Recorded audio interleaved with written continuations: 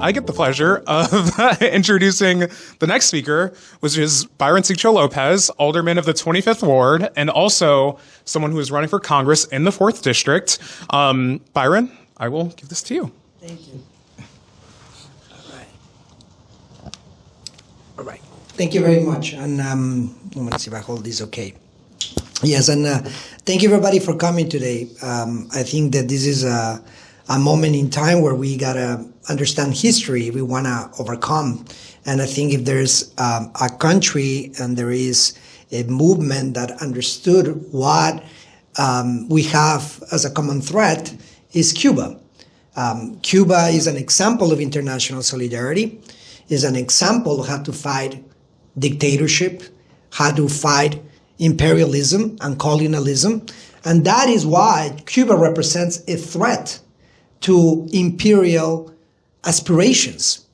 It represents a real challenge to the Monroe Doctrine and what we see and we live today in this day and age, in this century. The same fight that we had continued to see throughout history in Latin America and Africa and in other parts of the world.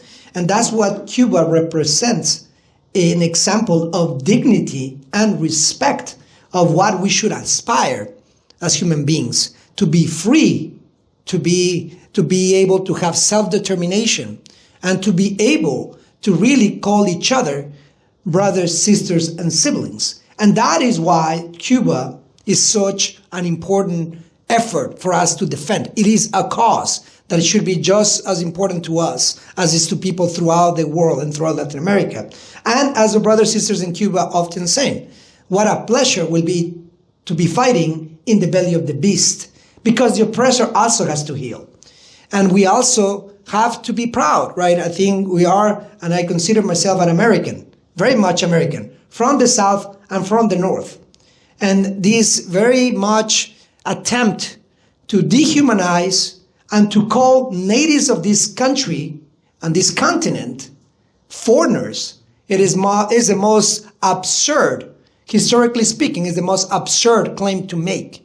So it is very important in a time like this that we fight for this cause, because we understand that they have been living what international solidarity means. That's why we were proud to have supported and passed a resolution in the City Council to lift the embargo to Cuba. And then later we passed a resolution unanimously to make sure that they do not be and don't continue to be in the terrorist list. It is incredible, right, that in this day and age, right, every allegation is a confession. And the real terrorists and the real criminals tell others that they are terrorists and criminals. Just go and look at the Epstein files. There's no exaggeration. So it is very important that in this day and age, we are not afraid of calling things by what they are. And we are not afraid to fight for the ideals that we want to aspire to be. So in terms of the example on Cuba, Cuba has been an example of integrity. Imagine what would be if countries or communities asking desperately for help, like in the 70s when Angola was going to be invaded by South Africa to extend the apartheid regime. And then Mandela was called also a terrorist. So it's important that we understand the history. We want to overcome that, right? So now we see with our very eyes, we're actually exporting foreign models like Nazi Germany in the 30s. That's what literally we're exporting. The Monroe Doctrine is very much alive here when we see the invasions in Venezuela, in Greenland. And if we depend on the one-party system to challenge that, we got to just continue to wait, because the one-party system have go along to get along for far too long. And we divorce of domestic policy from our foreign policy. The same system, the same dictatorships that were disappearing people in Latin America for generations, that is the kind of regime that we are dealing with now here in American cities. The militarization of American cities, the disparities, the atrocities that we're seeing, that for way too long have been the norm throughout the continent. So that's what is important. It's so important that we recognize that no terrorist regime will be sending doctors. But terrorist regimes do send bombs to kill innocent babies in Palestine. So that's why it is important that we protect Cuba, because Cubans have actually lived and consistently and bravely and with courage what it is to be in solidarity with the oppressed in the colonized global South. They can send that they have sent thousands of people and died in the name of ending colonization. They can say that. And we here in our country have a responsibility to fight dictatorships, like the dictatorship that we live in today. Paved by the neoliberals who have paved the way for us, this socialist, fascist regime. So that's why I'm not afraid to call myself a socialist, because if we don't challenge the capitalist system that we live in, then we're not challenging the structures. And finally, I think that when we live in a world where colonization, imperialism starts spreading throughout the world, we got to see also the effects on our economy. We are going to be facing a huge crisis very soon.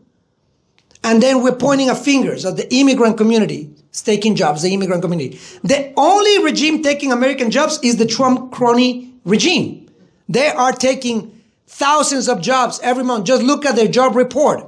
An average of 50,000 jobs that are lost every single month. It's so bad that they don't even publish the job report anymore.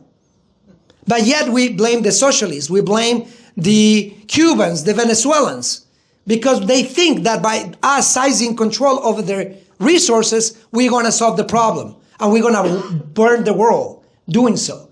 So today we have a choice to commit to a world where we challenge the structures by understanding our history and not dependency to white supremacy. The slave catchers are now being recreated now with ICE mask agents. It is the same system. And if we don't see that and we don't see the history, and look at what the Texas Rangers were doing back in the day, but also enslaving and exploiting people, including Mexican natives. So today, I think it is important to remember history, because if we want to overcome the history and build international solidarity, we got to also remember the beautiful history that we have, because we have Mamie Till, we have Fred Hampton, we have many leaders in our country that have paid a great price for us to be here. So I'm proud to be here as a socialist elected official, challenging the structures and challenge the one-party system. And I hope that we learn from what happened in Mexico, that the bipartisan system can be overcome, and it's been done by the people. And I'm very grateful that we talk about these issues, because we got to take that to the mainstream. The propaganda is elevating Nazis and destroying working class families. So thank you so much.